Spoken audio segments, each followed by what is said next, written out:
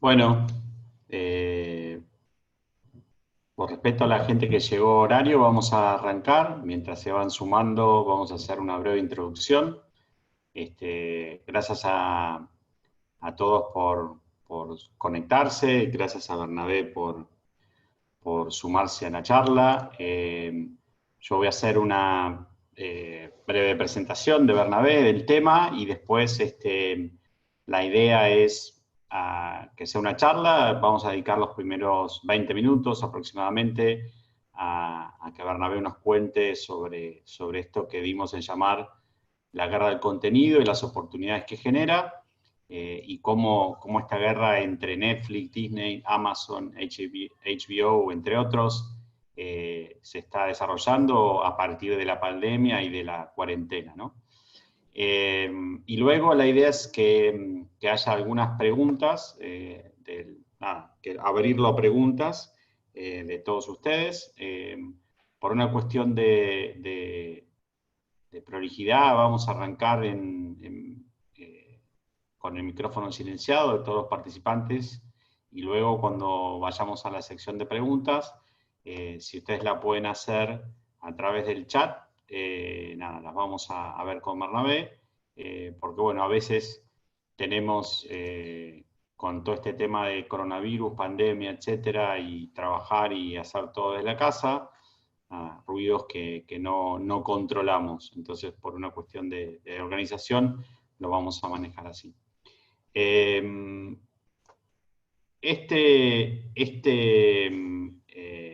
esta presentación básicamente es la primera de una serie de charlas que vamos a organizar sobre el tema de contenido, y básicamente tienen que ver con el lanzamiento del nuevo curso, el nuevo bootcamp de Branded Content. Les cuento a los que estén interesados cinco puntos que caracterizan a los bootcamp, que es un entrenamiento práctico, y no es un curso teórico, que se trabaja con clases virtuales en tiempo real, no son videos online, o sea, son clases a través de esta plataforma de Zoom, donde vamos a entrenar con especialistas en cada tema. O sea, cuando hablemos de directores, gente que trabaja en área de contenidos, gente que trabaja en agencias de publicidad, que nos va a contar cada uno de su especialidad, y lo que es la columna vertebral del bootcamp, que se trabaja en resolver un caso. Es decir, todo lo que aprendemos lo vamos a aplicar a un caso real y no simplemente hacer ejercicios, ¿sí? La idea es que la presentación final de ese caso sea ante un cliente, y no ante una mesa de examen, ¿sí? O sea que es una formación muy práctica. Los que les interese averiguar un poco más sobre el tema del bootcamp de Branded Content, en nuestra página van a encontrar más información. Bueno, pasado pausa comercial, les cuento un poco más de Bernabé, que estaba muy contento con su foto. Debo aclarar que era pre-pandemia. Uno debería decir, bueno, solo se pueden usar fotos pre-pandemia, donde todos estábamos mucho mejor, más jóvenes, más esbeltos, antes de pasarnos, por lo menos en Argentina, 120 días o más encerrados. Bernabé es guionista, es director, es docente de la escuela. Estamos hace casi, no sé, seguramente fue uno de los primeros docentes de Miami School acá en Buenos Aires, hace ya casi 10 años, 8 años. Y es socio fundador de Backstory, de contenidos, que es una empresa justamente generadora de contenidos cuando, como hablábamos recién con Bernabé, no era cool hablar de contenidos. Decía, bueno, ¿de qué trabajas en contenidos? Y la gente medio que no entendía. Con lo cual fue un pionero en el tema de contenidos. Él es Bachelor of Fine Arts en Film del International Fine Arts College de Miami, en Estados Unidos, y además tiene un posgrado en Marketing B2B en el IPA, con lo cual tiene una combinación interesante, que es no solo una formación en todo lo que es guión, y en dirección de ficciones, sino también, y creo que es lo interesante para la charla de hoy, nada, toda la cuestión más de negocio del contenido, de manejar una empresa de contenido y de bueno, aplicarlo a marcas, a empresas o a canales, etc. Entonces, hecha esta breve presentación del curso y de Bernabé, como les comentaba, lo que vamos a ver hoy es justamente lo que llamamos la guerra de contenido que se está dando entre Netflix, Disney, HBO, Amazon, entre otros. Y sobre todo, y para no quedarnos simplemente en la cuestión anecdótica y nada, de programa de entretenimiento a la tarde, de la guerra y de quién se está peleando con quién y quién está ganando, etcétera, vamos a pasar de esa parte, aunque algo vamos a saber.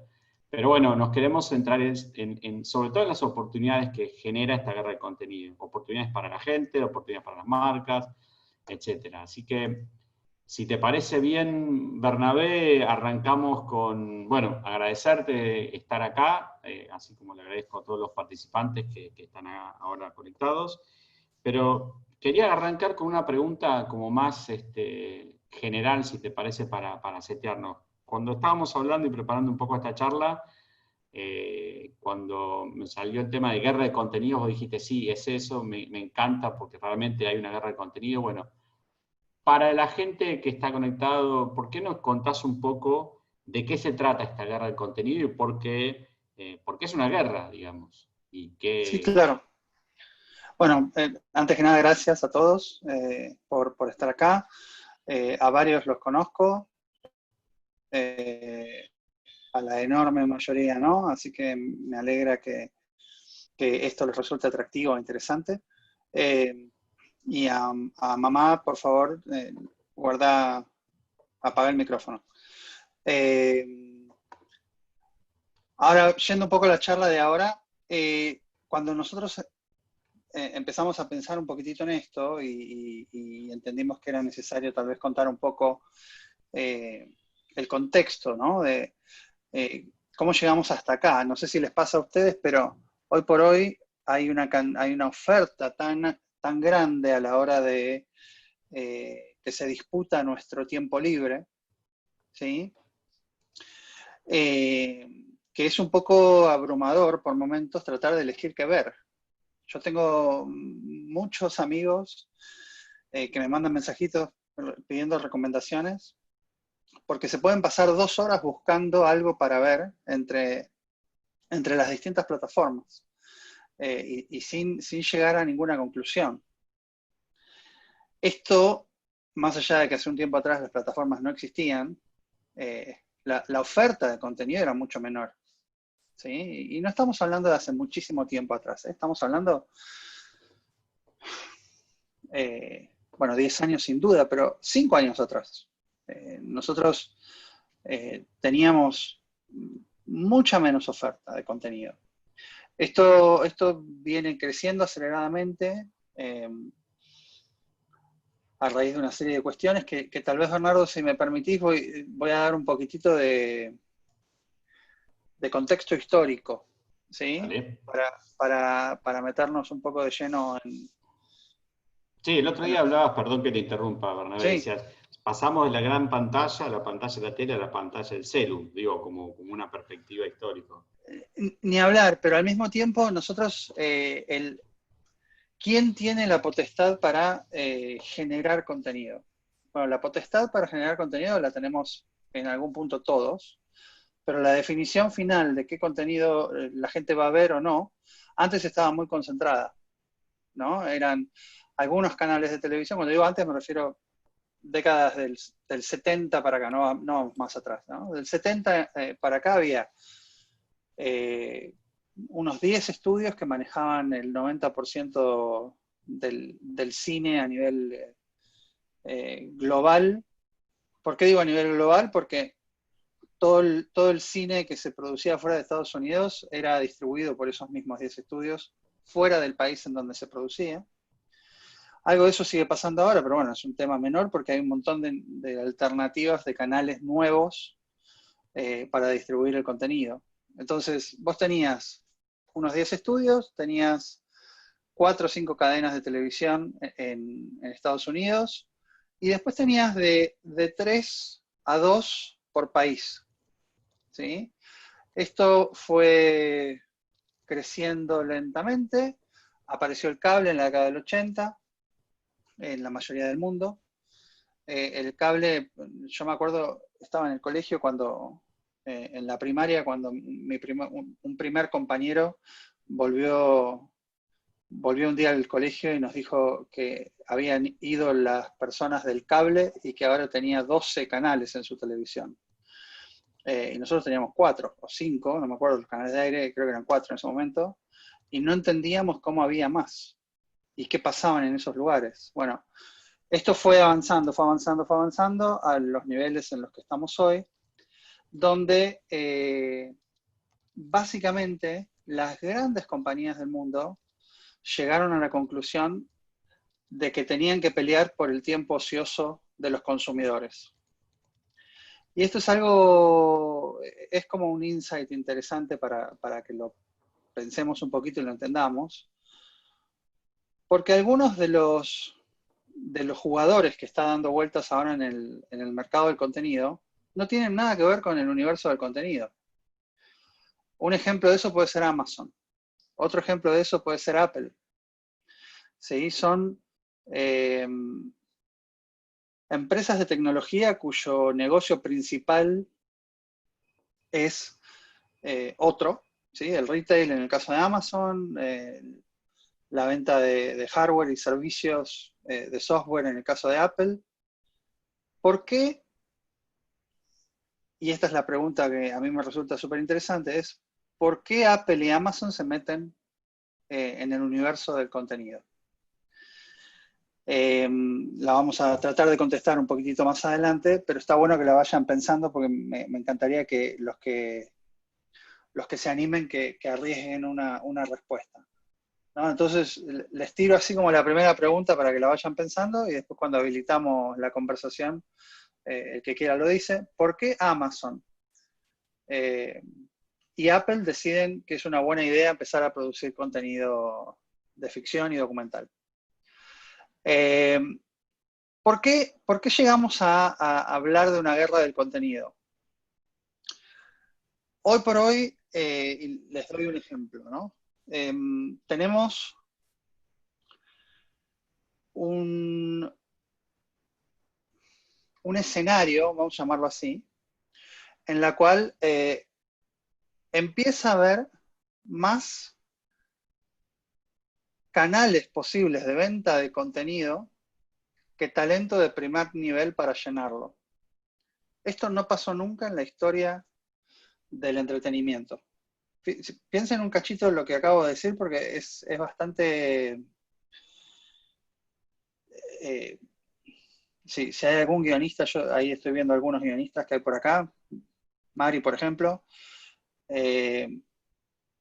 empieza a haber más canales que talento para producir el contenido que necesita los canales que hay. Entonces pasan cosas raras. Antes uno tenía, nosotros firmábamos un acuerdo con en su momento, no importa, una compañía de entretenimiento muy grande,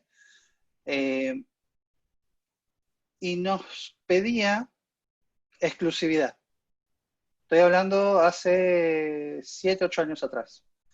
Vamos a hacer un acuerdo de desarrollo con ustedes, lo que desarrollen en el próximo año, nosotros tenemos una primera opción de compra, así se llama, ¿no? Un acuerdo de primera opción de compra, en el cual era exclusivo y vos no podías ir a ver a nadie más sin que ellos tengan esa opción primera, y tenían la potestad de frenarte la visita a otros potenciales compradores si les resultaba interesante pero todavía no se definían. Entonces, si ellos demostraban interés, y el interés era simplemente un mail diciendo nos interesa, por favor, esperá, y vos estabas contractualmente ligado, digamos, obligado a esperar a que ellos tomen su decisión. Hoy, el otro día lo hablaba con Bernardo, pasan cosas como que J.J. Abrams, no sé si lo conocen, J.J. Abrams o J.J. Abrams para los amigos, que lo contrata Paramount a su compañía productora para que desarrolle todas las películas de Star Trek, ¿sí? Viaje a las Estrellas. Hacen un acuerdo súper interesante. Queda esa cláusula abierta, ¿sí? Y firma un acuerdo con Disney en paralelo para desarrollar Star Wars. Y vos hoy tenés el mismo talento trabajando en dos franquicias gigantescas del mundo del entretenimiento, que esto no hubiese podido pasar nunca 10 años atrás, 15 años atrás. El acuerdo que firmó Abrams con Disney fue de $500 millones. ¿Sí? Por desarrollar durante los próximos 10 años el universo Star Wars, más First y Second Refusal, ¿no? First y Second Refusal, que es, y esto también es algo súper interesante, que la gente cuando se lo cuento se me queda mirando como si estuviera loco. Yo tengo un First Refusal Deal y un Second Refusal Deal. Eso significa un acuerdo de rechazo en primera instancia y un acuerdo de rechazo en segunda instancia. Hay de tercera, cuarta y quinta. ¿Qué quiere decir esto? Que todo lo que yo hago, si yo firmé un acuerdo, por ejemplo, con Disney, todo lo que yo hago, Disney lo tiene que ver primero. ¿Sí? Todo lo que Disney dice que no, yo quedo libre para mostrárselo a otras personas. Bueno, hoy por hoy hay productoras, directores, guionistas que están firmando 3 o 4 acuerdos. ¿Qué significa? Tengo un primer acuerdo con Disney. Si Disney dice que no,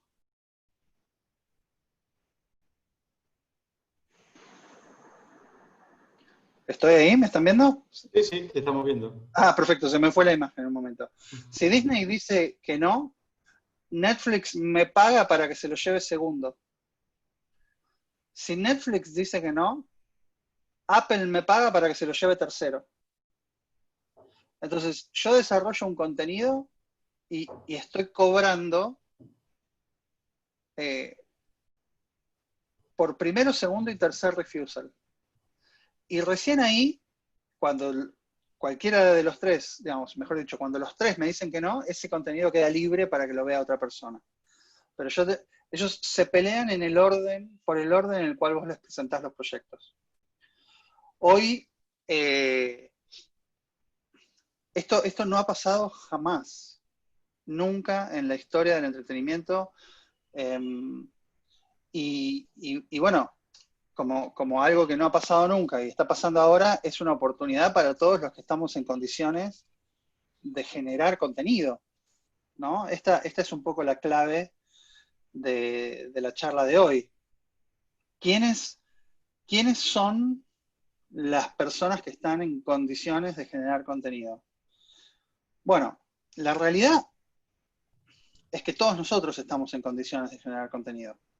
No, más allá de las historias personales de cada uno y qué es lo que hacen y qué es lo que no hacen, si se dedicaron toda la vida a escribir o si lo están haciendo ahora, o si tienen un podcast, si hacen si escriben un blog y tiene 100.000 lectores.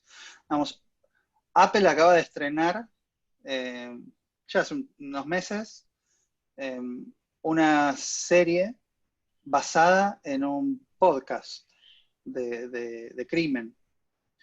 HBO está sacando una serie documental en 6 capítulos, también de Michelle McNamara, que es una historia muy impresionante, hay que ver qué hicieron con eso, todavía no tuve oportunidad de verla, que ella es una periodista, falleció, pero que se obsesionó con un caso de un asesino serial y se puso a investigar ella quién era este asesino serial y lo posteaba todo en su blog.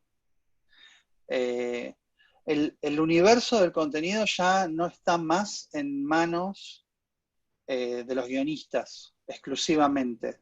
El universo del contenido está en manos de aquel que tenga algo para contar y que tenga, y lo voy a poner en estos términos, el talento / el conocimiento técnico / la combinación correcta de ambas cosas para contar una historia en el formato que lo quiera contar. Desde un audiolibro hasta un cómic. ¿Sí? Ahora seguramente estuvieron viendo, hay un ilustrador de apellido Fernández que ilustró un cómic el cual Netflix hizo una película de eso con Charlize Theron, La vieja guardia de Old Guard, y es una de las películas más vistas de Netflix. Y eso ya está confirmada la segunda y la tercera película de parte de Netflix. A menos de un mes de haber salido el estreno a disposición de los usuarios. Entonces, ojo, un gran ilustrador, digo, no es un chico que dibujaba en su casa y no, es un chico que viene trabajando hace mucho tiempo y es un fenómeno. Pero es una cosa que nunca jamás se imaginó, que de pronto lo que él hacía se iba a convertir en una franquicia, porque al final lo que termina pasando es que se convierte en una franquicia. Y en el último tiempo, desde la pandemia, ya previo a la pandemia, ya les diría que alrededor de los últimos 5 años, el mundo de las grandes empresas entendió que en el contenido iba a estar la fidelización de sus usuarios y de sus clientes. Amazon tiene un modelo, y nos vamos metiendo ahí un poquitito, ellos tienen un modelo de contratación de su servicio premium que se llama Prime, donde es un modelo que el SEO de Amazon le copia al SEO de Costco. Costco es una especie de... es un hipermercado mayorista al estilo Macro, al estilo Maxi Consumo de los nuestros, que tiene una característica muy particular, que los productos que vende los vende prácticamente al costo, al punto de casi no tener ganancia. Entonces, obviamente está más barato que en otros lugares. ¿Cuál es la trampita, si querés, o cómo gana plata Costco? Para poder comprar en Costco vos tenés que pagar una suscripción anual de $120.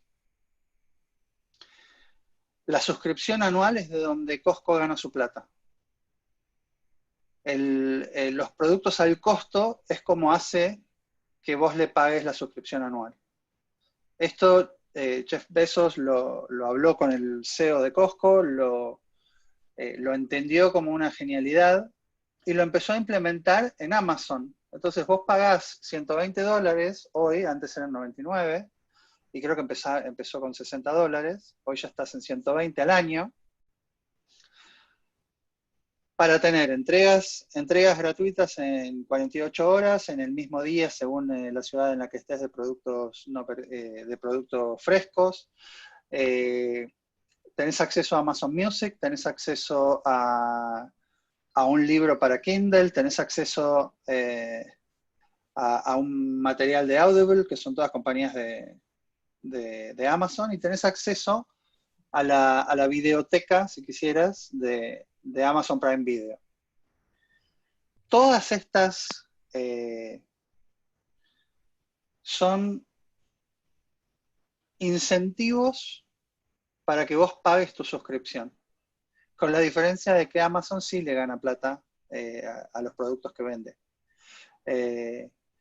Entonces, digo, entender y ponerse en ese lugar, ¿no? De entender que si yo mantengo a mis usuarios, a mis compradores fidelizados, mi negocio va a funcionar mejor. Y el mantener a mis usuarios fidelizados muchas veces tiene que ver con cuál es el compromiso emocional que generé con ellos. Bueno, es muy difícil con algunos productos tratar de generar un compromiso emocional genuino y duradero. Es muy sencillo cuando tenés buena ficción, cuando tenés buen contenido, cuando tenés buenas historias para contar y compartir. Entonces, Apple, que todos dirán, bueno, Apple tiene productos alucinantes, el iPad, el iPhone, las computadoras, vamos, ya son un objeto de deseo en sí mismo. Sí, es verdad, pero mucho menos que antes.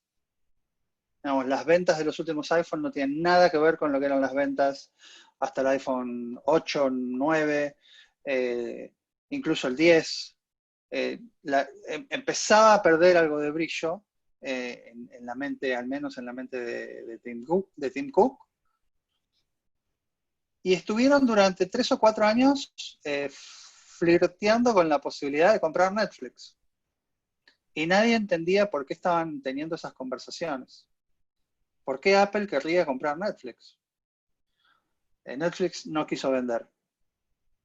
No se pusieron de acuerdo, a pesar de que le iban a ofrecer algo así de 75.000 millones de dólares en efectivo, porque Apple tiene, ya ni me acuerdo el número, pero como 700.000 millones de dólares en el banco líquidos.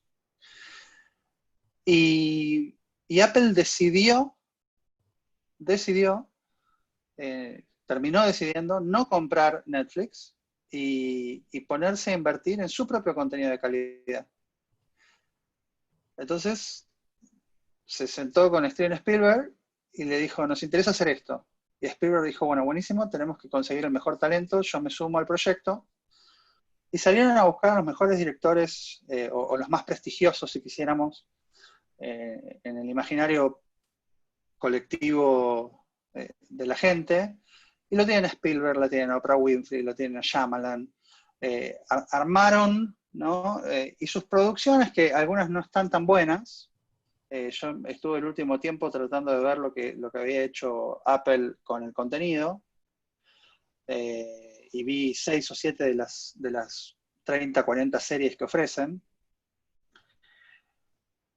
Y más allá de si nos gusta o no, ¿no? Tiene una particularidad que tiene una factura impresionante, digamos, tiene un valor de producción, todo lo que está haciendo Apple, que rápidamente se lo va a asociar con calidad.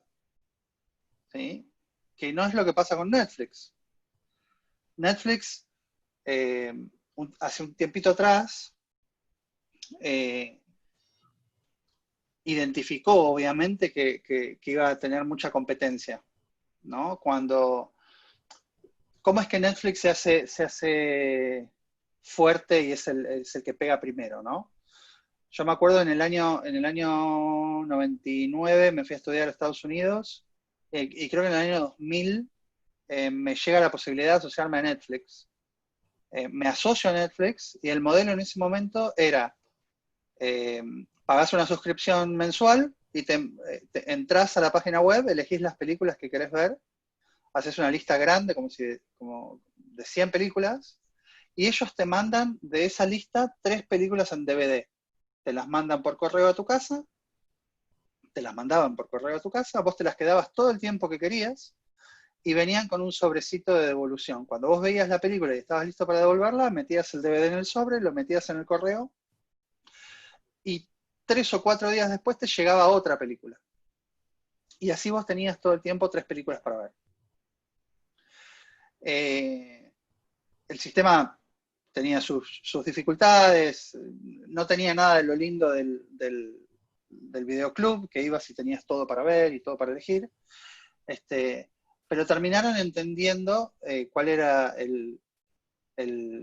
el atractivo de que vos tengas esas películas, fueron creciendo, les fue yendo mejor, les fue yendo peor, y empezaron, cuando empezaron con el streaming, creo que fue en el 2007, 2008, no me acuerdo ahora, pero tenían un problema de catálogo. Entonces tenían que comprarle el contenido al resto de los estudios. El resto de los estudios fascinados porque tenía un nuevo jugador que les compraba contenido. ¿Cuáles eran los jugadores anteriores que compraban?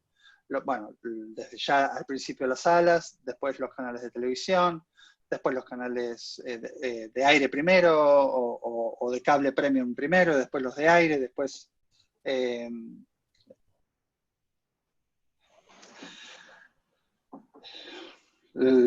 las compañías de aviones. Había como muchos canales, ventanas, se les llaman dentro de la industria, donde podían vender su contenido. Y apareció uno nuevo, dispuesto a comprar absolutamente todo lo que ellos tenían para vender. Entonces Netflix empieza a hacer acuerdos, ¿sí?, con los estudios para poblar su catálogo y su oferta de contenido para sus usuarios. Esto le funcionó durante mucho tiempo, te diría que unos 4 o 5 años le funcionó muy bien. De hecho, si uno ve los estados financieros de Disney, ve que una fuente muy grande de ingresos del universo de la división cine tenía que ver con Netflix. Hasta que de pronto Netflix entendió, cuando se convirtió en una amenaza real para los estudios y para los jugadores tradicionales del mundo del entretenimiento, Netflix entendió que muy pronto le iban a dejar de comprar. O sea, le iban a dejar de vender, no dejar de comprar, le iban a dejar de vender ese contenido.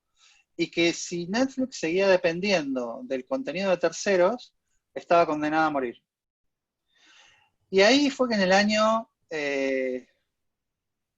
2000, entre el año 2010 y el año 2013, 2014,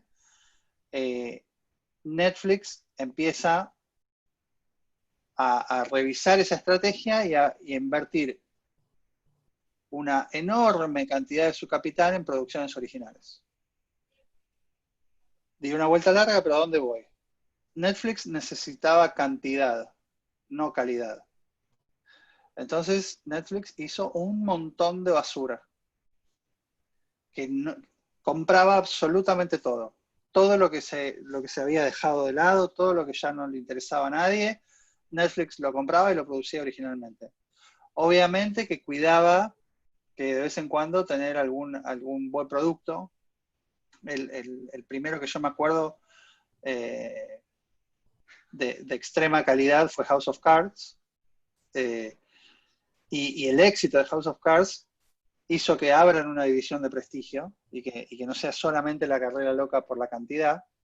Y Netflix fue encontrando ese equilibrio, sabiendo que ahora, en el 2020, 2019, 2020, 2021, se le iban venciendo los contratos que tenía de contenido con los grandes estudios, justamente porque fueron los grandes estudios que decidieron salir a competir con Netflix. Entonces, lo primero que tenían que hacer era dejar de venderle su portfolio. Entonces, Paramount, acá no llega todavía, no hay, posiblemente no llegue hasta dentro de bastante tiempo, pero está por lanzar Peacock, que es la plataforma de Paramount. Disney lanzó Disney Plus.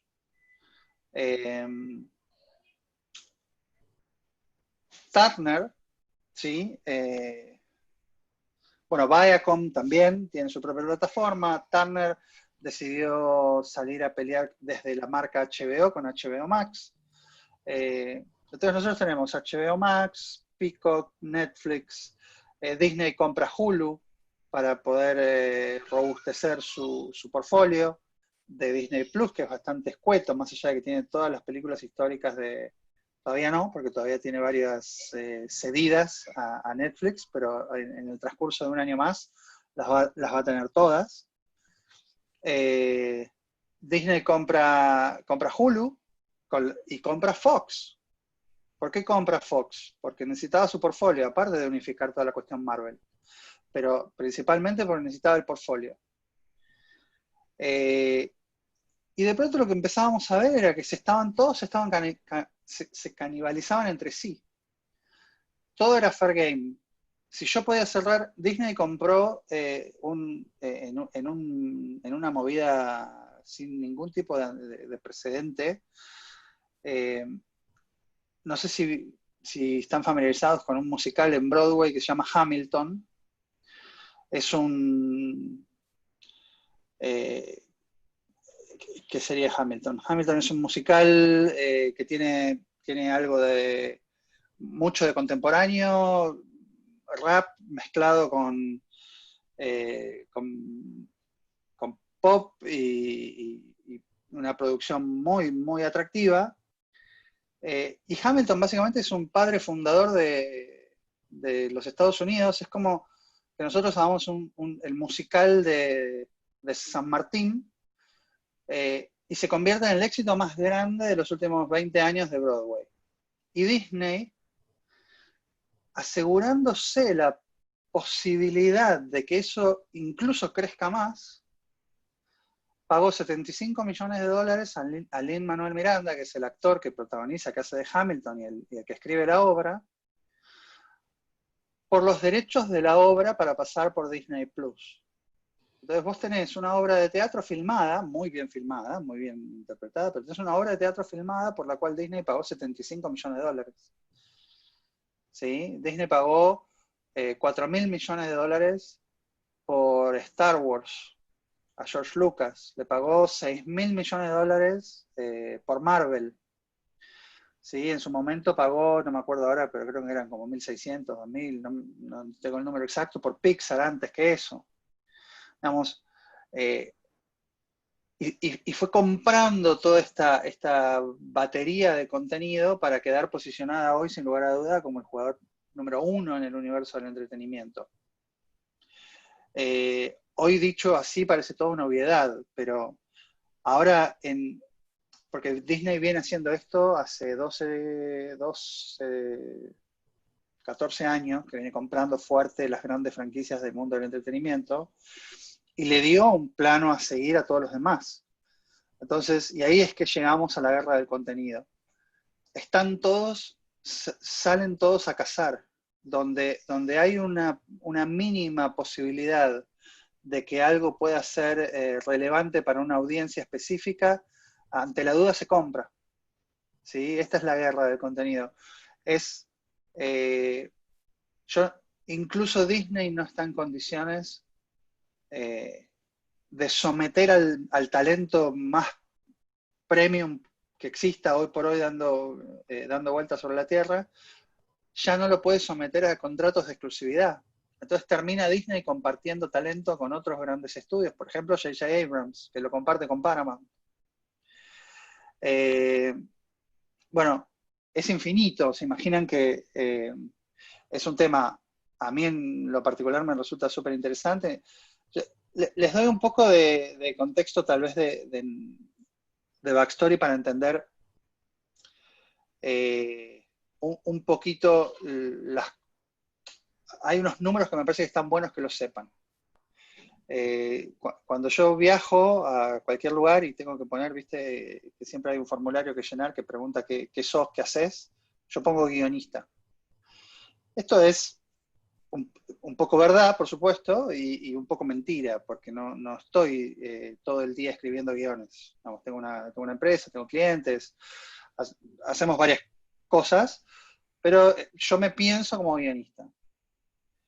En el mundo de los guionistas, hay una estadística que resulta siempre muy atractiva para entender qué significa ser un guionista exitoso. O mejor dicho, al revés, no. ¿Qué significa ser un guionista profesional? Y después hablamos de qué significa ser un guionista exitoso. Ser un guionista profesional significa que te paguen por escribir guiones. ¿Sí? Esta es la definición grosera. Y acá van algunos números. De cada 10 guiones que se escriben, ¿sí? Uno solo se vende. ¿ok? De cada 10 guiones que vendés, uno solo se produce. ¿Sí? Esto me parece que es clave para entender la guerra del contenido y las oportunidades. O sea, uno no tiene que ser un guionista famoso, ir a la alfombra roja, ganar un Oscar. Bienvenido si lo haces. Enhorabuena. El chiste es que si vos tenés algo para contar hoy, algo relevante para una audiencia específica, que sea interesante y que tenga la calidad que tiene que tener, ¿sí? Hoy ese número pasó de uno, de cada guión que se escribe se vende uno, hoy estamos en 2,5. ¿Sí? Más o menos, son números, tómenlos con las pinzas correspondientes porque tampoco es que hay un censo de todo esto. Es mucho. Es un 150% más, ¿sí? que antes. Y por eso creo que estamos frente a una oportunidad muy especial y es el mejor momento histórico de los últimos 100 años para poder vender contenido. Ahí estuve Aprovecho, viendo, Bernal. Bernabé, Sí, sí, sí. antes de pasar a las preguntas, aprovecho y te hago una pregunta respecto a eso que acaba de decir, es el momento histórico para vender contenido. Mi tío sabía decir que tenía tanta mala suerte que seguro que cuando lloviera sopa iba a estar con un tenedor en la mano. Entonces, la pregunta es, ¿cómo estar con una cuchara en la mano en este momento que llueve sopa, en el sentido de que llueven las oportunidades? ¿Qué tenés que saber hacer? Vos decías al principio, hace un rato, que decías, tenés que tener como o las ideas o el conocimiento técnico o ambas cosas en alguna combinación. ¿Qué tenés que tener? ¿Cómo te tenés que preparar para Mirá, capitalizar esas yo oportunidades?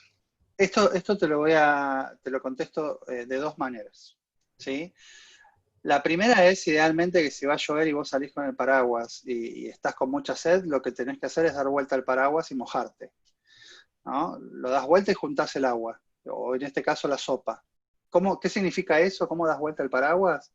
Bueno, no teniéndole miedo al agua, ¿no? Porque en general es el primer, en mi experiencia con los alumnos, con los colegas, el primer obstáculo que, que hay que sortear es sentarse y ser choto. Esto, vamos, hay que animarse a ser malo, animarse a escribir mal, animarse a hacer algo que esté horrible y que te da vergüenza, porque es la única forma de aprender y avanzar. Entonces, ¿cómo agarramos la cuchara? Bueno, primero teniendo una cuota importante de pasión por contar historias. Yo, ser guionista, ser escritor, digamos, tener la necesidad de contar una historia es algo que le pasa a muchísima gente. La gente cree que porque le enseñaron a escribir en el colegio, saben escribir. Y si bien, digo, podemos mandar mails, no es lo mismo mandar mails que sentarse a escribir una película, un corto, un podcast o lo que sea. Cursos como este te dan herramientas que puedas usar. Cuando vos vas juntando todas esas herramientas en tu taller y eventualmente, nadie podría ponerse a hacer una mesa si no tiene 4 o 5 herramientas básicas, ¿no? Y la madera. No, pero también hay gente, yo conozco gente que tiene un taller impecable, lleno de herramientas colgadas por todos lados, y no se sienta a hacer la mesa nunca. Entonces, Ahí es, número uno, tener la convicción necesaria para contar una historia que es importante para ustedes. Yo soy un convencido de que eso es fundamental, de que si no tenés el impulso, la necesidad de sentarte a escribir y contar esa historia, podés hacer todos los cursos que quieras, pero nunca vas a escribir nada. Y sí al revés, digamos, vos podés tener una persona que no sabe nada técnicamente, pero que tiene una necesidad tan grande de contar una historia que la vomita en un papel. Y con eso los profesionales podemos hacer algo, lo convertimos en otra cosa. Entonces es esa combinación, esa pulsión que entiendo que también por algo están acá, ¿no? En esta charla. Es muy difícil pasar de tengo esta idea y tengo este impulso vital que no me deja sacarme esta idea de la cabeza y me atormenta por las noches, a sentarte y convertir eso en un producto. Y lo digo así a propósito, digo, es un producto al final del día, porque si vos no lo convertís eso en un producto, no va a pasar. Digamos, si alguien no lo compra, si a alguien no le resulta lo suficientemente atractivo, salvo que sea un producto, una obra autocontenida. ¿Qué significa una obra autocontenida? Que empieza y termina en vos. Entonces te sentás a escribir poesía, haces una publicación privada y lo vendés en la plaza o en las librerías que te lo permitan o donde sea, y vos estás conforme con eso, que me parece fantástico. Ahora, si te sentás a escribir una película, no hay ninguna posibilidad de que la puedas hacer vos solo. Ninguna. Entonces, necesita ser un producto, necesita entender el mercado y las posibilidades que tenés de venta de ese producto. Entonces, esa pulsión inicial de sentarse a escribir, de querer contar una historia, de esa necesidad, bueno, tiene que ir acompañada de preparación, ¿sí? Tenemos que tener las herramientas mínimas para poder sentarnos y escribir, y una cuota interesante de pasión y perseverancia. Es muy difícil que lo primero que hagamos esté bueno. No es imposible, pero es difícil. Ahora, es absolutamente, es una certeza total que si no haces 2 o 3 que no estén muy buenos, no vas a llegar nunca a ese producto que te guste y que estés conforme y que el mercado lo quiera comprar. Perfecto, buenísimo. Están llegando las preguntas y nada, todos los que tengan preguntas, por favor, háganlas. Yo quería hacerte una última pregunta y después ya abro el juego. O mejor dicho, vamos alternando. Acá, José Ramos, y tomo la última pregunta y después voy para atrás, porque tiene que ver con esto de que vos estabas hablando, Bernabé. Dice, en la literatura hay ghostwriters que hacen el trabajo sucio del escritor. En guionismo hay lo mismo, el guionista piratea todo lo que lee. O sea, cuestión de armar la mesa, ¿existe alguien que le pueda decir, tengo las herramientas, tengo la historia, ayúdame a armar la mesa? Sí, claro, pasa todo el tiempo. De hecho, nosotros en Backstory tenemos al menos 3 o 4 proyectos al año que productores o incluso gente que nos piden que escribamos sus historias, sus proyectos, sus ideas, y nosotros tomamos el material de base y lo convertimos en el producto que sea que estén queriendo hacer, desde una obra de teatro o una película. Eso pasa todo el tiempo. Sí, sin lugar a dudas. Y acá preguntan, conectado con eso, y quizás con un poco lo que venías hablando, ¿cuál sería el camino para una idea en las plataformas de video on demand? ¿A quién hay que recurrir? ¿Cómo se debe proceder? ¿Cuáles son los pasos, digamos? ¿Tenés una idea? Bueno, ¿Cómo hacer? yo ahí se puede, te hago una pregunta, Bernardo, esto no está ensayado, chicos. ¿Podemos hablar con JP un minuto? ¿Se le puede habilitar Podemos el hablar con micrófono? JP, sí, JP, lo Porque busca JP. necesito clarificación. Perfecto. creo que JP lo puede... Ahí está, Hola. listo, ya puedo hablar. Ahí está JP. Hola JP, ¿cómo estás? Hola, ¿cómo estás? Bueno, gracias por la charla y gracias por la oportunidad también. No me lo esperaba, No, por la favor. verdad. Bueno, sí, mi pregunta era en el sentido de que si vos tenés una idea, Sí, quizás una estructura ya de tratamiento, un primer versionado de guión, que claro, pero ya, fíjate que son cosas muy distintas. Una idea es una cosa, un tratamiento es otra cosa, y una primera versión de un guión es otra muy claro, distinta. Entonces yo ahí te diría, sí, dime. Sí, sí, Perdón, perdí los auriculares, voy al sonido de la compu. ¿Me escuchan, no? dale, Sí, te sí. escuchamos perfecto, dale. Ok, perfecto. Entonces te decía, si vos tenés un guía...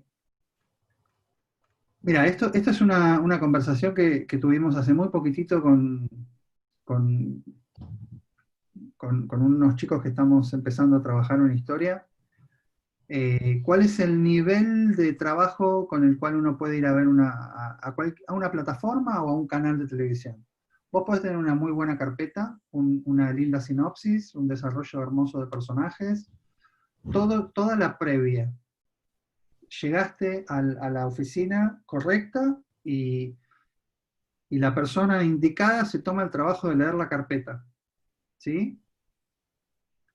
Le gusta lo que hiciste, le encanta. Dice, JP, me encanta tu proyecto, qué lindo, qué bueno, qué interesante. ¿Me mandás el guión, por favor? Si tu respuesta es, no lo tengo, perdiste la oportunidad. Porque esa carpeta, convertirla en un guión, yo, que vengo haciendo esto hace 15, 20 años, yo tardo de 3 a 6 meses. Y en 3 o 6 meses esa persona puede haber perdido por completo el interés, puede estar comprometida ya con otros proyectos. Vamos, es una oportunidad perdida que veo que pasa todo el tiempo. La gente llega hasta la carpeta de presentación sin entender que si les gusta el proyecto, inmediatamente te piden el guión. ¿Contesté ahí, JP? Sí, si me permiten como para cerrar la pregunta, Sí. o sea que en ese sentido es preferible llegar con un proyecto, lo ya total, digo, tener la carpeta y tener una primera versión de guión o un guión terminado, para que en esa oportunidad que puede surgir en ese primer contacto con la persona, se dé, digo, si es que te pide el guión, se dé mucho más fluido, el que lo alcances el guión y el que vean las posibilidades de producirlo. Ese es más o Absolutamente. menos, ok. Yo no le Y, recomiendo a nadie que tenga una reunión en serio con un canal o con un potencial comprador solo con una carpeta. Porque en general no pasa nada porque no les interesa, siendo también honestos y justos con la situación. Vos vas con la carpeta, te sacaste la ansiedad, la dejaste, no te responden nunca, mandás 6, 7 mails, angustiado, preocupado acerca de qué pasó, ellos te ignoran por completo, no te registran en lo más mínimo, y asumís que ese silencio significa que no servís, que no valés nada y que no soy digno del tiempo de la gente. Esto nos pasa mucho, los guionistas somos a veces un poco melodramáticos. Pero lo peor que te puede pasar es que les interese y vos no tengas cómo continuarlo. Eso es claro, terrible. claro. Así para cerrar nada más y agradecerte la oportunidad y nada, el conocimiento también transmitido. ¿Cuál sería entonces la persona, digamos, en el caso de Netflix o de HBO, Amazon? ¿Cuál sería? Me habían dicho que generalmente se manejan con agentes de venta, pero ¿cuál sería en este caso, No, digamos, si vos no no. No, tienes como la eso, chance de... a ver, si me estás preguntando nombre, apellido, email, No, no, no. no, no sé, no estamos en condiciones de compartir esa información. Ahora, cada uno de los jugadores tiene sus oficinas de, qué sé yo, en Netflix, por ejemplo, hay una persona que trabaja en Los Ángeles que tiene asignado el territorio de Argentina, Uruguay y Chile, si no me equivoco, y vas llegando, digamos, la realidad es que para llegar a esos lugares tenés que empezar a meterte, te tienen que leer un poquito algunos productores, tarde o temprano vas a encontrar todos esos teléfonos, todos esos contactos. Pero hoy por hoy hay departamentos específicos que se dedican a encontrar este talento, que hace 10 años no había. Entonces nunca estuvimos mejor posicionados para vender el contenido. ¿Sí? Aprovecho esto que acabas de comentar y antes de pasar a la siguiente pregunta, Bernabé, te quiero preguntar, cuando hablo de contenidos, ¿hablamos solo de guiones o de qué tipo de contenido, cómo es No, el no, mundo no, de no. contenido hoy? No, mirá, a ver, sin ir más lejos, creo que un poquito algo nombramos. Vos tenés, bueno, vos tenés tantos tipos de contenidos como medios para difundirlos. Y esta es la respuesta institucional a la pregunta. ¿Qué significa eso? Hoy tenés todas las herramientas digitales posibles para la autoedición. Entonces, si vos sos, no sé, escribís un cómic, buscás un ilustrador que le guste lo que estás haciendo, lo ilustran y lo publican. Hay un montón de lugares donde leer cómics de personas que quieren eh, eh, mostrar lo que están haciendo. Entonces, tenés un cómic, tenés bueno, las autopublicaciones en Amazon, donde vos escribís un libro, no pasa por ningún editor, lo publicás directamente en Amazon y lo empezás a vender como ebook. Tenés podcasts, tenés audiolibros, tenés blogs de todo tipo. eh, cuando, de hecho, te diría que los guiones audiovisuales, ya sean bueno, documental no tanto, la verdad que las herramientas hoy se han democratizado un montón y vos tenés la posibilidad de hacer a nivel documental trabajo muy interesante con tu teléfono. Así que, digamos, si tenés el conocimiento técnico necesario para filmar, editar, fotografiar, todo vos solo, podés salir a la calle y armar tus propios videos. Bueno, un ejemplo de eso es Nas, que está en Facebook de Nas Daily, un chico israelí de descendencia árabe que se puso a hacer un video por día en Facebook y hoy tiene una empresa de contenido con 25 o 30 empleados, está instalado creo que en Malasia, ganando mucho dinero por los videos patrocinados, porque hace sus videos y los clientes le piden que les haga video para ellos. Entonces, digo, la realidad es que no es el único camino, ni mucho menos, pero sí entiendo, y a lo mejor es un sesgo personal que tengo yo por ser guionista y por querer tener un Oscar ahí al lado del cuadro de Robin, que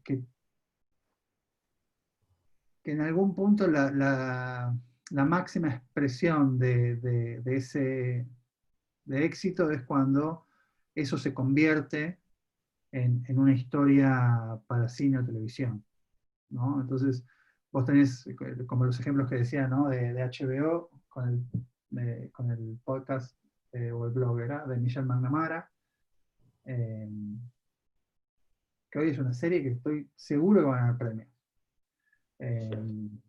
Así que Hablando un no. poco de la otra cara de la moneda, Bernabé, esto de que tantos formatos como medios digitales. Acá Mariela Larroca pregunta, dice, ¿cómo es el momento, cómo ves el momento en el mercado del branded content? O sea, las marcas, ¿están entendiendo a nivel local esta dimensión del contenido para fidelizar audiencias, esto que vos decías? Mira, es una excelente pregunta de parte de Marie, Si tengo que ser muy honesto, debo decir que no. Pero, están empezando a darse cuenta que se están quedando fuera de algo. El tema está en que las inversiones, y acá nos metemos, cuando yo tengo que tener estas conversaciones con mis clientes, lo primero que cuestionan es cuánto va a costar, ¿no? Están como muy preocupados de cuál va a ser el costo de la campaña. Cosa que obviamente cuando uno empieza a tener una conversación no lo puede saber de ninguna manera. Eso es algo que vas sabiendo un poquito con las cosas más claras.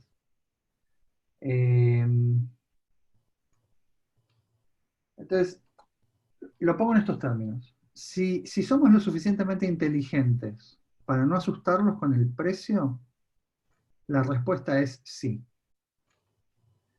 Yo lo que estoy haciendo, por ejemplo, es ofrecerle a mis clientes la posibilidad de hacer podcast, que es una herramienta de generación de contenido mucho más accesible que desarrollos audiovisuales más complejos, en la cual lo que termina pasando cuando aceptan es que la marca se ve obligada a pensar de qué quiere hablar, porque obviamente no puede hablar de sus productos. Nadie escucharía jamás un podcast de FB en el cual hablan del modelo Z48 de manija monocomando, y es una descripción técnica, es un catálogo oral. No, por supuesto, eso sería una estupidez total. Entonces, la marca se tiene que sentar y tiene que pensar si tiene que hacer un podcast, ¿de qué lo haría? ¿No? Y lo que termina pasando es que empiezan a surgir temas de identidad que están buenísimos. Empieza a pasar que cuando se lo toman en serio, empiezan a pensar con qué les gustaría que los asocien, más allá de si tiene que ver con los productos que venden. Y de pronto eso empieza a cobrar color y sentido, y abre la puerta para seguir trabajando el branded content, con un montón de definiciones que hasta que no los obligaste con un producto que puedan hacer, no se plantean.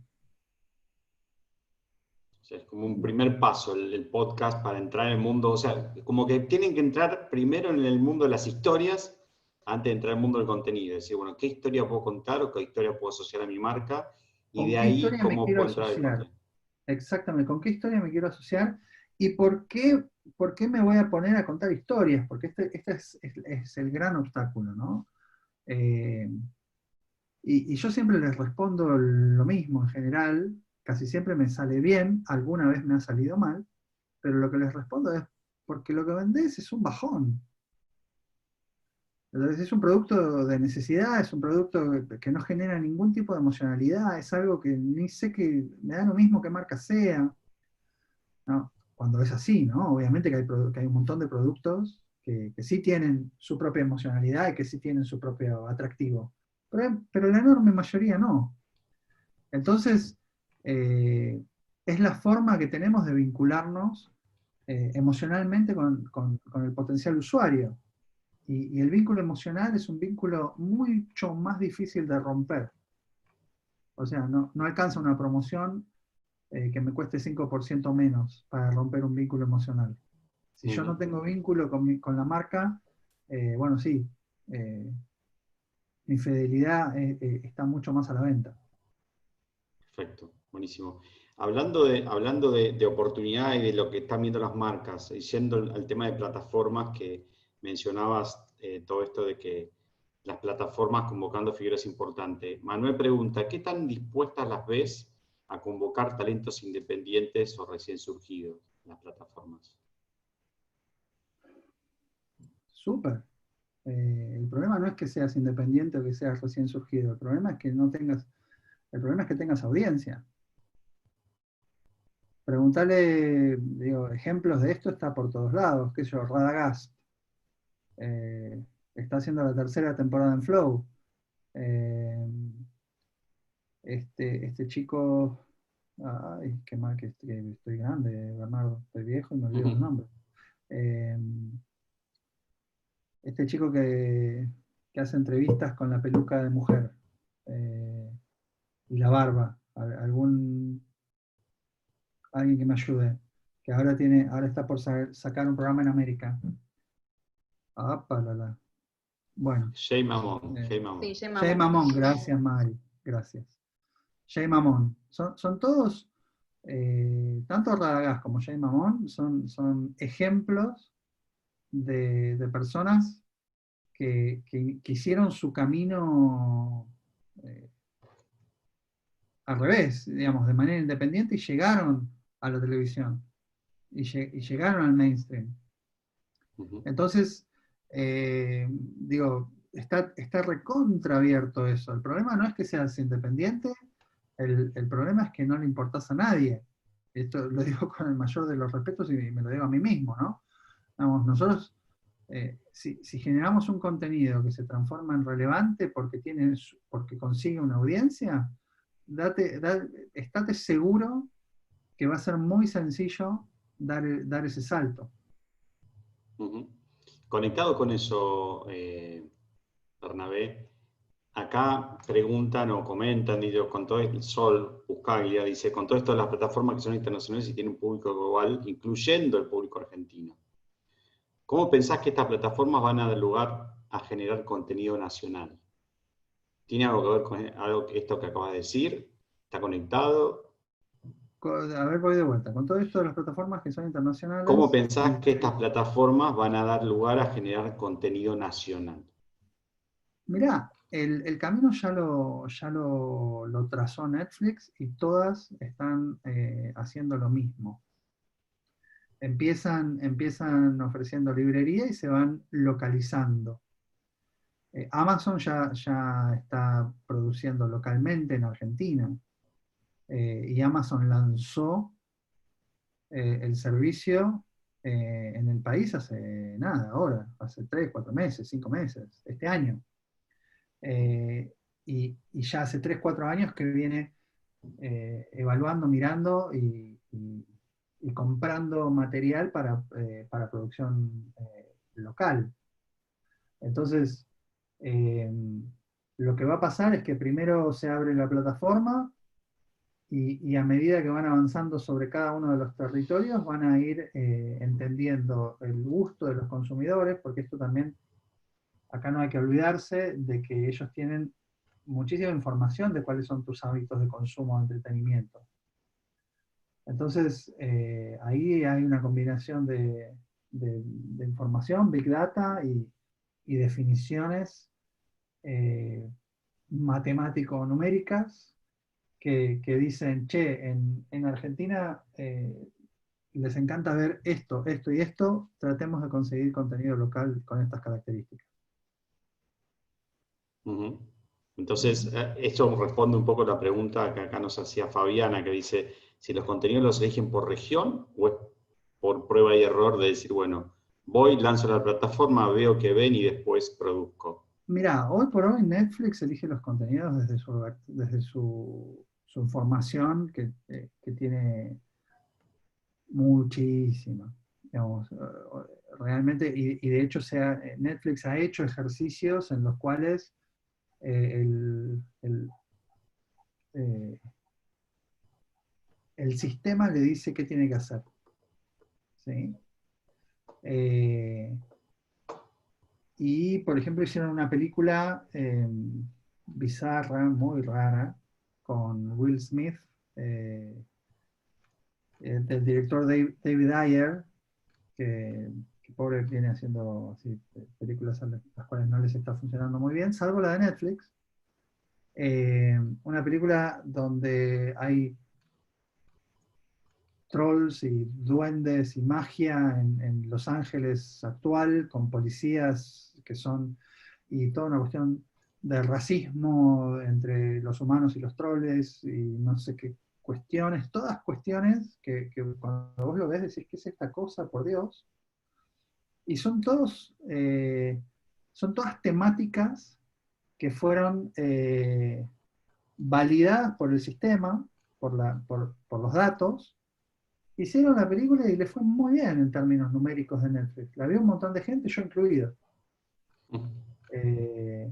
Entonces digo, evidentemente están teniendo información que antes no teníamos. ¿Entendés? Y el dueño de esa información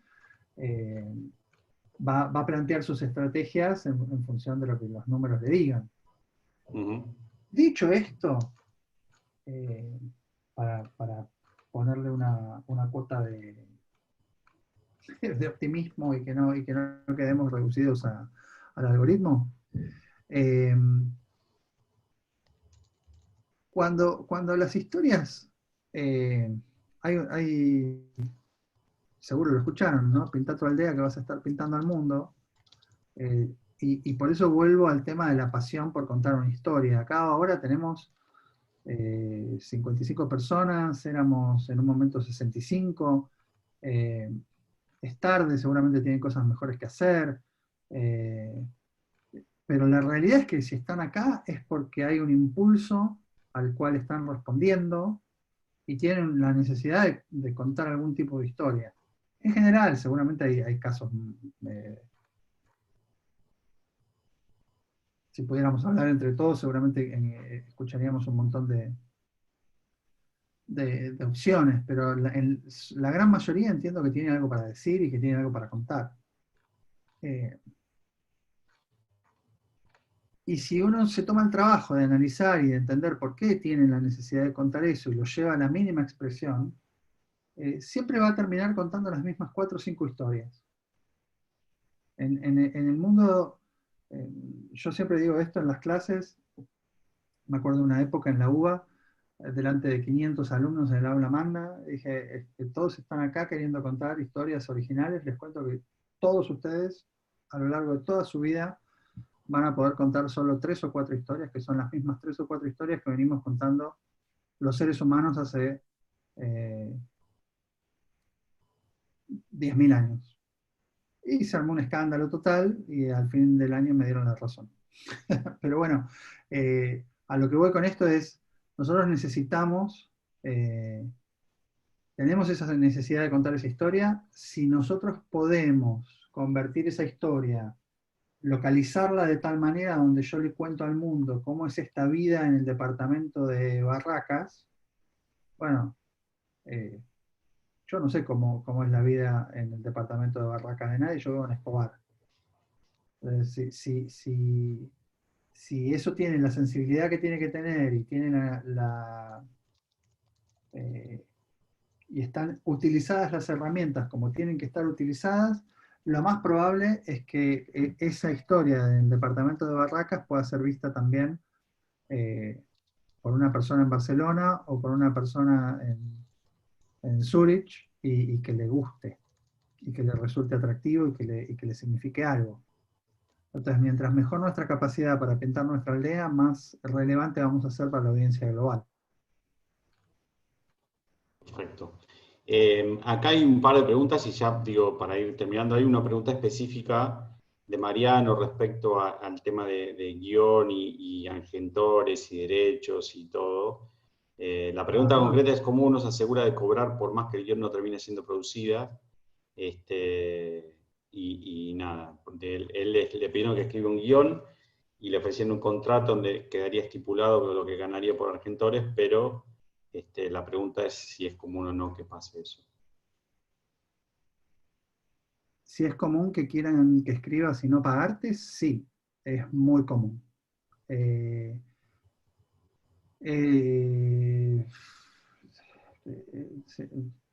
¿Cómo uno se asegura de cobrar por más que el guión no termine siendo producido? Perdón, no pueden pagarme un adelanto.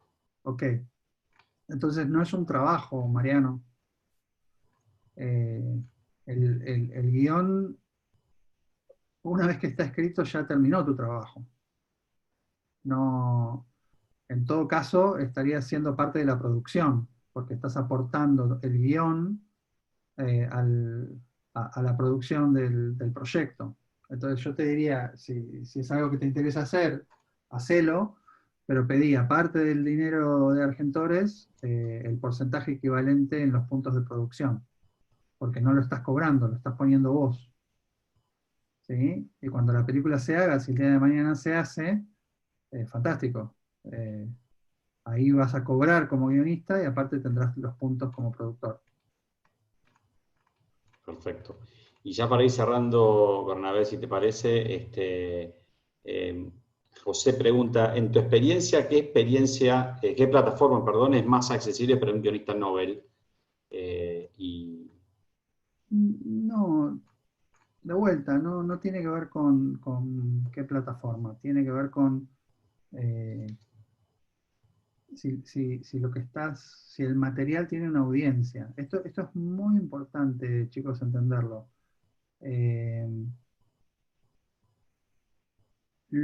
Es el guión que tengo, es el podcast que producimos, es el blog que escribo lo suficientemente interesante como para tener una audiencia. La respuesta a eso en la mayoría de los casos está dada por la difusión que logren. Y en el caso concreto de los guiones, ¿les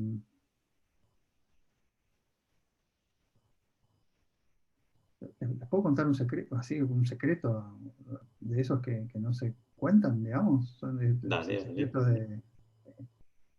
Sí, esto está grabado aparte, eso es un Está problemón. grabado, sí. Eso es un problemón. Bueno, Deja de lo voy ser a secreto negar. cuando lo cuentes, pero bueno. Claro, lo voy a negar. Yo les recomiendo lo siguiente, porque me imagino que está bueno que se vayan con un dato, digamos, específico. ¿Cómo se llamaba el que preguntó eso? Perdón, Bernardo. JP Ramos, si me equivoco. José Ramos. José Ramos. Bueno, José Ramos, querido. Si son guionistas noveles, estoy seguro que tienen historias de crímenes, de ciencia ficción, de terror, de lo que sea. Bienvenida el cine de género y todas esas cuestiones. Mi recomendación para meterse en el mundo del entretenimiento de forma apenas más certera, digo, les cuento dos cosas. La primera es, esos guiones que tienen, que fueron 100% de su imaginación, háganlos concursar en todos los festivales que puedan. Gástense la plata, gástense el tiempo, llenen los formularios, paguen los $60, los $30, los $100. Es caro ser guionista en el mundo. Paguen, métanse todo lo que puedan, inviertan en ustedes mismos y compitan. Porque esas competencias, si tienen la fortuna de quedar seleccionados, van a abrir algunas puertas. Y después yo les diría que si quieren seriamente concentrarse en esto, traten de conseguir los derechos de alguna historia real. Entonces, el foco ya no va a estar puesto en qué tan buen guionista sos, sino qué tan atractiva es la historia real que tenés para contar. ¿Sí? Entonces, traten de... hay múltiples formas de hacer esto, pero traten de contar una historia que sea importante para la gente. Desde un juicio, que hay formas de conseguir, digamos, las transcripciones de los juicios son públicas. Digamos, ustedes hacen un pedido eh, en los juzgados y les tienen que dar una copia de esas transcripciones. Creo que se las hacen pagar a ustedes, pero digamos, el material se lo tienen que dar. Cualquiera de los casos que están en la tele, que fueron conocidos, desde Dalmazo hasta todos los casos mediáticos, ustedes pueden acceder a esos documentos y tratar de contar una historia desde ahí. Y va a ser mucho más sencillo, ¿sí?, tratar de comercializar ese tipo de historia. Entonces yo ahí les diría, traten de pensar en qué pueden contar que sea atractivo más allá y que el foco no esté puesto en cuán noveles son. Vamos, porque si yo me tengo que sentar ahora a leer un guión de ustedes, que es un guión que sale de su mente, digamos, y voy a ser mucho más estricto con mi apreciación. Ahora, si yo estoy leyendo la historia del caso tal que recuerdo que fue conmocionante, y voy a tener un montón de información que no salió nunca porque los periodistas no lo contaron, etcétera, etcétera, etcétera, bueno, ya la historia es lo suficientemente atractiva para esconder mis limitaciones técnicas como guionista. Y si repiten esto, lo voy a negar. Ok, perfecto. Ya para cerrar, esto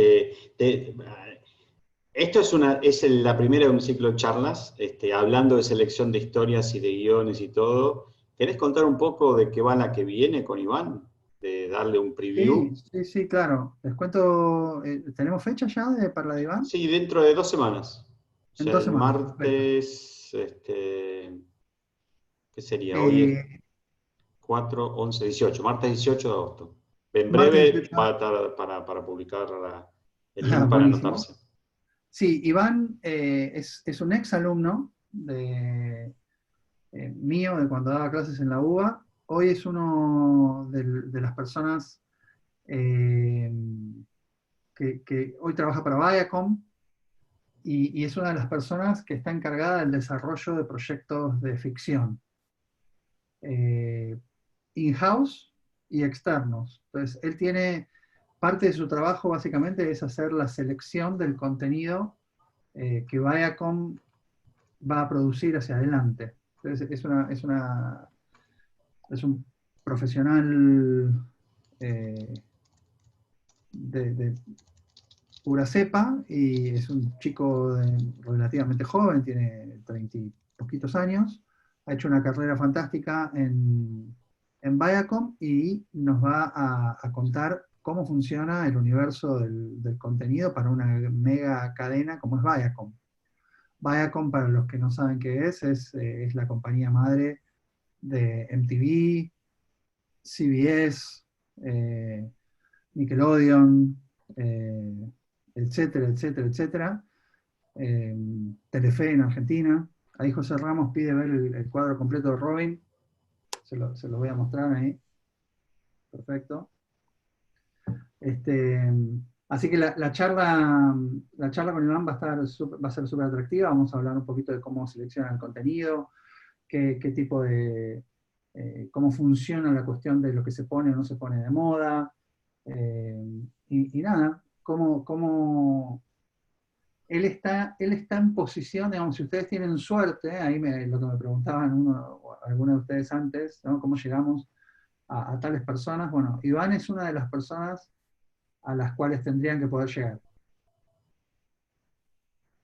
O sea, y Viacom hace como un concurso interno, contabas la otra vez, de historias. O sea, cada Sí, tantos meses se juntan y dicen, che, ¿cuáles son las historias que vamos a llevar adelante, no? totalmente. Los responsables de desarrollo de contenido de Viacom, cada 3 o 4 meses hacen lo que se llama el Content Summit, la cumbre de contenido, y los responsables de cada país llevan las propuestas que les interesan, y todos los responsables de toda la región votan los 15 o 20 proyectos que se aprueban.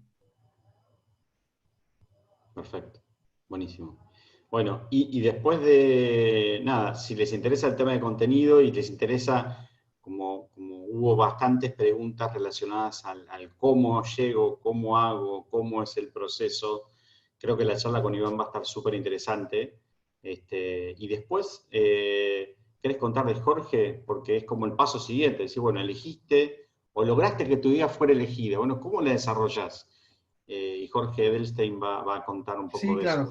Jorge es 2 semanas después de Iván, va a estar dando una charla como esta. Jorge fue durante 15 años, 10, 12 años, 12, 15 años, fue el encargado de desarrollar todo lo que era el contenido para Disney Latinoamérica en televisión. Él es el responsable de Violeta, Soy Luna, 11, los programas de Topa, Junior Express, ¿no? Todas estas cuestiones. Y desarrolló un sistema muy interesante, muy atractivo, basado en un sistema de desarrolladores que se llama Agile, que lo usan los programadores para trabajar con iteraciones, y él tomó eso y lo convirtió en un sistemita para desarrollar contenido y poder probarlo en tiempos más cortos para que sea probado por estructuras corporativas.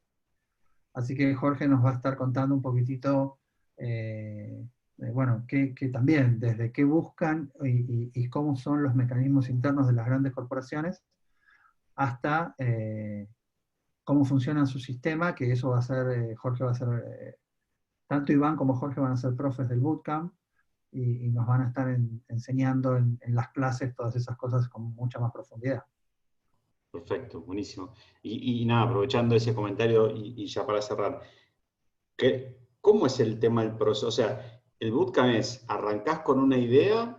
O vos contás un poco esto de las historias, Aristóteles tenía razón, etcétera, y después cómo la desarrollás, porque hubo muchas preguntas sobre eso. Dice, bueno, ¿dónde arranco? ¿Cómo voy? ¿Cómo es el proceso? Mira, ¿Querés el contar un bootcamp, poco de eso? sí, claro, el bootcamp yo lo estoy pensando en las primeras 6 clases, que podamos estar todos con el mismo juego de herramientas en la mano. Entonces, las primeras clases las vamos a dedicar a hablar un poco de estructuras narrativas, de entender por qué al día de hoy seguimos contando nuestros cuentos o nuestras historias de la misma manera que Aristóteles los describe en la poética. Y nada, la idea sería que una vez que estamos todos en la misma página, tomar concretamente esas herramientas y esos recursos y convertirlos en trabajos concretos para clientes que van a estar, que todavía no los tenemos definidos, pero que van a estar participando del bootcamp, y de esa manera nosotros podamos desarrollar campañas de branded content, ¿sí? Focalizando utilizando esas herramientas que tuvimos en las primeras clases y que nos sirvan para bajarlas al trabajo concreto, ya sea de trabajar con una marca para su comunicación, o de trabajar para tu propia historia que puedas venderle el día de mañana a una plataforma o un canal. Buenísimo. O sea, si sabes de contar historias, ¿cómo hago para venderlas? Si sabes vender a una comunicación, a una marca, ¿cómo hago para contar una historia? En todos los casos, bueno, ¿cómo es el proceso para generar un contenido y para vendérselo a una marca? Perfecto. Totalmente. Bueno, nada, muchas gracias, Bernabé. Gracias por ahorrarme mi trabajo. O sea, tuve que hacer muy pocas preguntas porque la verdad que me quedaría escuchándote toda la noche, y tenías razón que cuando arrancás a hablar de esto te apasiona tanto que podés hablar por horas. Y gracias a todos los que, estuvieron en la charla, y los que quieran y les interese, los esperamos el martes que viene con Iván Stetzel, y después en 2 2 semanas. semanas. Exactamente, en 2 semanas, perdón, con Iván, y bueno, en 2 semanas siguientes con Jorge, o sea, 2 semanas después, dentro de 4 semanas. Y para terminar, me encanta tanto tu foto que voy a dejarlo puesto mientras vamos cerrando la charla. Así que gracias, Bernabé, de vuelta, y bueno, gracias a todos por estar, y nos vemos a los que quieran en 2 semanas. Un abrazo, chau, chau. Saludos, chicos.